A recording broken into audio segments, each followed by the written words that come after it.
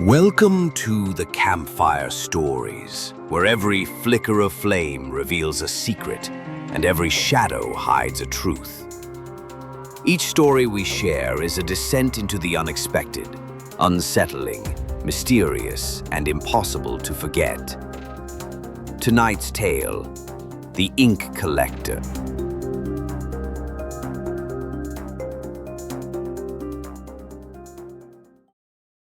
I found the trail again in Manila, though I had hoped the pen wouldn't make it this far. Artifact 47. Blood to ink transmutation, 18th century origins, possibly older.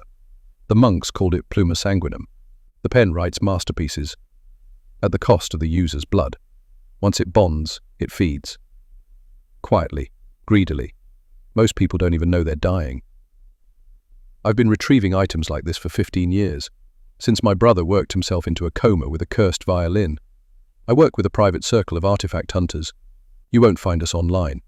We operate in silence, we have to.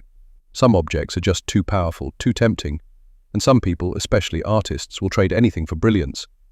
He was one of them, Miguel Ramos, a struggling author. I'd read his early drafts, posted on obscure forums. There was nothing special, raw talent sure, but no spark. Then, suddenly in 2021 came The Morning Feast, a brutal, beautiful, terrifying novel. It read like pain poured straight onto the page, the kind of writing that leaves you trembling. Too good, too fast. Then came two more bestsellers back to back. I knew the signs. I traced the pen's path, from a junk shop in Tondo to a sidewalk in Cubao, where it had apparently fallen from someone's pocket. But nothing just falls. The pen chooses when it wants to be found.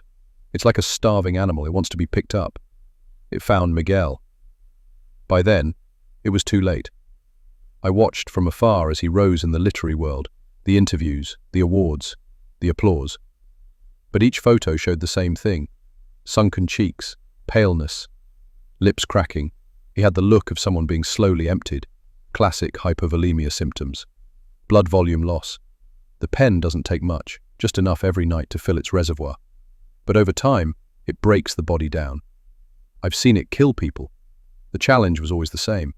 Get close enough to retrieve it without the user realizing what they're giving up. I waited for his next book signing.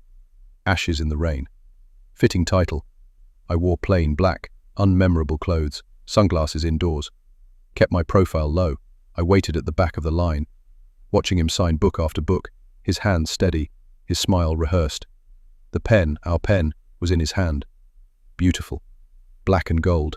Ancient and hungry. When it was finally my turn, he didn't recognize me. Why would he? I'd watched him for months, but we'd never met. Name for the dedication? I shook my head. Just sign it. He hesitated, then wrote. That's when I made the switch. A sleight of hand. One of the oldest tricks in the book. I had a decoy in my coat, almost identical. In the moment he looked down to cap the pen, I slid the real one into my sleeve and left the fake on the table. He never noticed. They never do. I walked out of that bookstore, heart pounding, hands steady, mission complete. It was over. For him. I sent the usual message through a ghost account. You were chosen by the pen. It feeds on blood, not ink, converts life into art. You were draining dry. We took it back before it killed you. Consider yourself lucky. He never replied. The account was shut down immediately after. Back at our facility in Batangas, I locked the pen in a triple-sealed containment vault. The wards are strong there.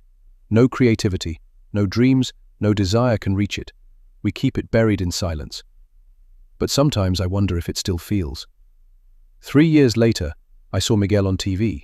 He looked healthier, his color had returned. The journalist asked if he had a new book coming. He smiled politely. I'm taking a break. I recognized that look. He misses it, of course he does. He tasted greatness, the kind that feels like magic, because it was. That pen let him write beyond his ability. It let him bleed brilliance. Now, he's just another man with a blank page. He walks the streets sometimes, I know. I've followed from a distance.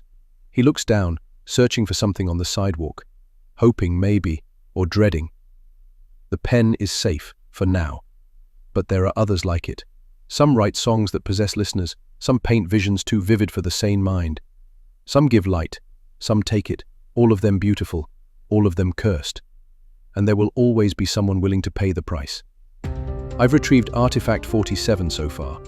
The job is never done, because art, at its most powerful, demands sacrifice. And too many artists are willing to bleed. Thank you for joining us around the fire. Some stories fade with the embers. Others linger, waiting to return when you least expect them. Until next time, keep your eyes open and the fire burning. This has been the Campfire Stories.